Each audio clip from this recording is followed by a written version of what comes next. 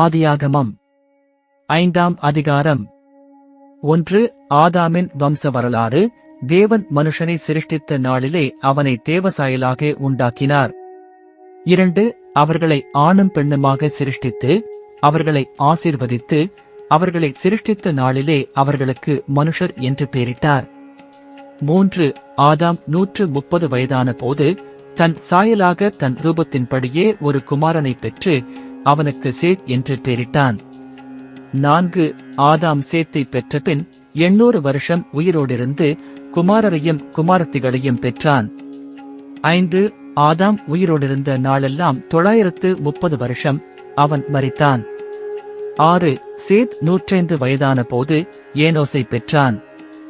7. சேத் ஏனோசை பெற்றபின் 807 வருஷம் உயிரோடிருந்து குமாரரையும் குமாரத்திகளையும் பெற்றான். 8. சேத்துடைய நாளெல்லாம் 912 வருஷம். அவன் மரித்தான். 9. ஏனோஸ் 90 வயதான போது கேனானை பெற்றான். 10. ஏனோஸ் கேனானை பெற்றபின் 815 வருஷம் உயிரோடிருந்து குமாரரையும் குமாரத்திகளையும் பெற்றான். 11. ஏனோசுடைய நாளெல்லாம் 905 வருஷம். அவன் மரித்தான். 12. கேனான் 70 வயதான போது மகலாலயேலை பெற்றான். 13. கேனான் மகலாலயேலை பெற்றபின் 840 வருஷம் உயிரோடிருந்து குமாரரையும் குமாரத்திகளையும் பெற்றான். 14. கேனானுடைய நாளெல்லாம் 910 வருஷம். அவன் மரித்தான். 15. மகலாலயேல் 65 வயதான போது யாரேதை பெற்றான். 16. மகலாலயேல் யாரேதை பெற்றபின் 830 வருஷம் உயிரோடிருந்து குமாரரையும் குமாரத்திகளையும் பெற்றான். 17. மகலாலயேலுடைய நாளெல்லாம் 895 வருஷம். அவன் மரித்தான். 18. யாரேத் 162 வயதான போது ஏனோக்கை பெற்றான். 19. யாரேத் ஏனோக்கை பெற்றபின் 800 வருஷம் உயிரோடிருந்து குமாரரையும் குமாரத்திகளையும் பெற்றான். 20. யாரேதுடைய நாளெல்லாம் 962 வருஷம். அவன் மரித்தான். 21. ஏனோக்கு 65 வயதான போது மெத்தூசலாவை பெற்றான். 22. ஏனோக்கு மெத்தூசலாவை பெற்றபின் 300 வருஷம் தேவனோடே சஞ்சரித்துக் கொண்டிருந்து குமாரரையும் குமாரத்திகளையும் பெற்றான். 23.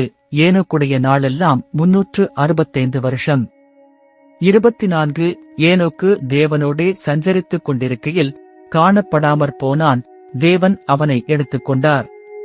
25. மெத்தூசலா 187 வயதான போது லாமேக்கை பெற்றான். 26.